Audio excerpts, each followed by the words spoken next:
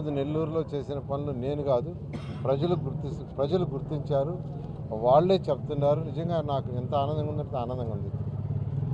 దాన్ని ఎదుటి వాళ్ళు వక్రీకరించి ఏం చేసింది తెలుగుదేశం గవర్నమెంట్ అంటే ఏం చెప్పాలి అసలు ఆ మాట ఎలా వస్తుంది? కాబట్టి ఇవన్నీ కరెక్ట్ కాదు ఖచ్చితంగా.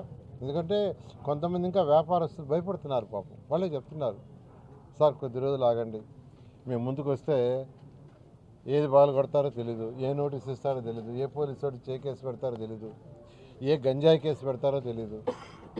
గంజాయి కేసు మన ఆర్టీసీ బస్ స్టాండ్ పక్కన పోతే ఒక ఇంట్లో షాప్ అతను వాళ్ళ మీద గంజాయి కేసు పెట్టారంట, పోలీస్ స్టేషన్లు వేశారు, వాళ్ళు అదే బాధపడుతున్నారు. ఇది కరెక్ట్ కాదు. అంతేకాకుండా మరొకటి ఇంకోటి ఏంటంటే పరిపాలన చేసేది వాళ్ళు, ప్రజలు గెలిపించింది వాళ్ళని, వైసీపీని గెలిపించింది, పనులు చేయాల్సింది వాళ్ళు, మేం కాదు, తిరగాల్సింది వాళ్ళు, నేను కాదు. ప్రజల దగ్గరికి తిరిగి ప్రజలకు సేవ చేయాల్సింది గెలిచిన వాళ్ళు. నేను మంత్రిగా 5 సంవత్సరాలు ఉంటే 5 సంవత్సరాలు నేను చక్కగా తిరిగా, నేను 2 వీలర్ వేసుకుని తిరిగా, బైక్లోనే తిరిగి ప్రజలకు చేయాల్సిన సేవ చేశారు. కాబట్టి ఈరోజు గుర్తిస్తున్నారు. అంతేగాని నారాయణ సార్ తిరగలేదు, నారాయణ సార్ రాలేదు అని ఊరికినే ఆయన అవపడ్డు, ఇది కరెక్ట్ కాదు. నేను 2014లో రాష్ట్రంలో ఏ కాన్స్టిట్యున్సీ నుంచి కంటెస్ట్ చేసి నెగ్గలేదు, కంటెస్ట్ చేయలేదు. నెల్లూరు సిటీ నుంచి కానీ నెల్లూరు రూరల్ నుంచి కానీ కంటెస్ట్ చేయలే.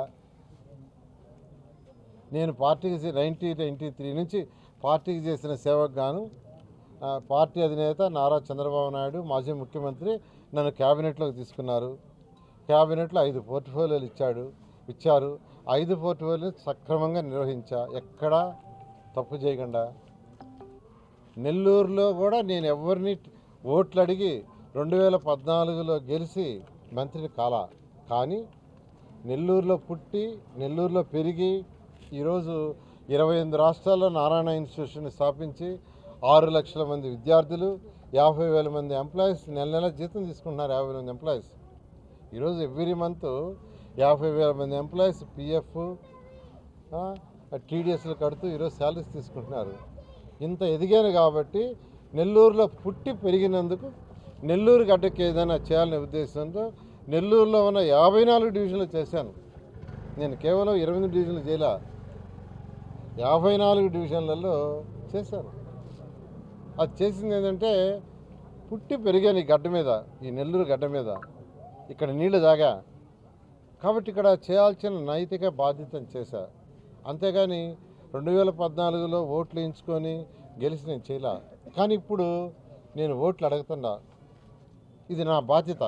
నేను ఎక్కడికి పరారు కాను, ఎప్పుడో వస్తాడని కాదు, నేను రెగ్యులర్గా టచ్. ఒకసారి గెలిచిన తర్వాత ఓట్లు అడిగి గెలిచిన తర్వాత ఆ ఎమ్మెల్యే యొక్క బాధ్యత కాన్స్టిట్యున్సీ మీద, వాళ్ళ సమస్యలు తీర్చాల్సిన బాధ్యత ఆ నాయకుడి, వాళ్ళ వీధి కావచ్చు, వాళ్ళ రోడ్డు కావచ్చు, వాళ్ళ బూత్ కావచ్చు, వాళ్ళ డివిజన్ కావచ్చు, బాధ్యత ఖచ్చితంగా ఆ బాధ్యత తీసుకుంటా. అందుకనే 28 డివిజన్లో 28 ఆఫీసులు కూడా స్టార్ట్ చేయించాను. ఆ ఆఫీసులు కంటిన్యూ అవుతాయి.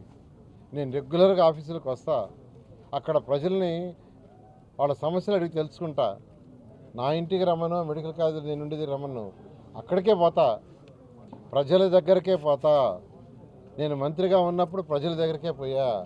అదేవిధంగా ఇక్కడి నుంచి గెలిచిన తర్వాత ప్రజల దగ్గరికే పోతాను. 28 డివిజన్ల ఆఫీసులు పెట్టాను. కాబట్టి ఊరికినే ప్రజలను రెచ్చగొట్టి ఆయన ఉండడు అది అనొద్దు. మీకంటే ఎక్కువ అవైలబుల్ ఉంటా. మీరు ప్రజల నాయకులు ఎవరుండారో వాళ్ళకంటే నేను అవైలబుల్ ఉంటా. మీకు అందరికీ చెప్తున్నాను. ఊరికినే కామెంట్స్ చేసి ఏదో రెచ్చగొట్టేసి నెల్లూరులో ప్రజలందరినీ మీ దగ్గర ఓట్లు వేయించుకొని గెలిచేసి మళ్ళీ ఆయన అడ్రస్ ఉండడు అనేది వద్దు. నేను చాలా క్లియర్గా నెల్లూరు ప్రజలందరికీ చెప్తున్నాను, ఒకసారి గెలిచిన తర్వాత ఖచ్చితంగా ప్రజలకు అందుబాటులో ఉంటాను. నెల్లూరు సిటీ వరకే ప్రజలకు అందుబాటులో ఉంటే నాకు పెద్ద కష్టం కాదు. నేను 34 కాన్స్టిట్యున్సీస్ శ్రీకాకుళం, విజయనగరం, విశాఖపట్నం 2014లో ఎలక్షన్లు చేశా. నేను ఒక్కడే, ఒకే వ్యక్తిని 34 కాన్స్టిట్యున్సీ ఇన్ఛార్జెస్తో, అక్కడ మండల నాయకులతో, వాళ్ళందరితో నేను చక్కగా చేశా. కాబట్టి ఊరికి నేను రెచ్చగొట్టి నారాయణ సార్ ఉండడు ఎక్కడికి పోతాను? ఇక్కడ చక్కగా మెడికల్ కాలేజీ ఉంది, ఇంజనీరింగ్ కాలేజ్ ఇన్స్టిట్యూషన్స్ పుట్టాను పెరిగాను. అసలు నేను ఎందుకు చేస్తున్నాను నెల్లూరుకి? నేను కంటెస్ట్ చేయలే, దానికి జవాబు చెప్పానండి. నేను కంటెస్ట్ చేయలే 2014లో మంత్రి అయ్యా. నెల్లూరుకి అన్ని పనులు ఎందుకు చేయాల్సి చెప్పండి. పుట్టి పెరిగాను కాబట్టి నా నైతిక బాధ్యత. రాష్ట్రంలో చాలా మున్సిపాలిటీస్ చేశాను. విశాఖపట్నం బ్రహ్మాండంగా చేశా, విజయవాడ కార్పొరేషన్ బ్రహ్మాండంగా చేశా, గుంటూరు కార్పొరేషన్ చేశా, కర్నూలు చేశా, తిరుపతిని అయితే బ్రహ్మాండంగా తీర్చిదిద్దాం.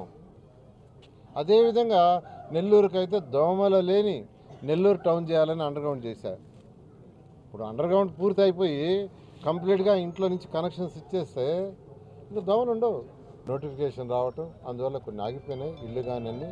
ఖచ్చితంగా 2024లో తెలుగుదేశం పార్టీ అత్యధిక మెజార్టీలు రాష్ట్రంలో వస్తుంది. నెల్లూరు సిటీకి ఏదైతే నేను ఇక్కడ ఓట్లు అడిగి కంటెస్ట్ చేసి గెలుస్తున్నానో వాళ్ళకి అన్ని కంప్లీట్గా పూర్తిగా చేస్తానని తెలియజేస్తున్నాను. Thank you. మరెన్నో వీడియోల కోసం మా ఛానల్ ని సబ్స్క్రైబ్ చేసుకుని పక్కనే ఉన్న బెల్ ఐకాన్ ని క్లిక్ చేసి యాక్టివేట్ చేసుకోండి.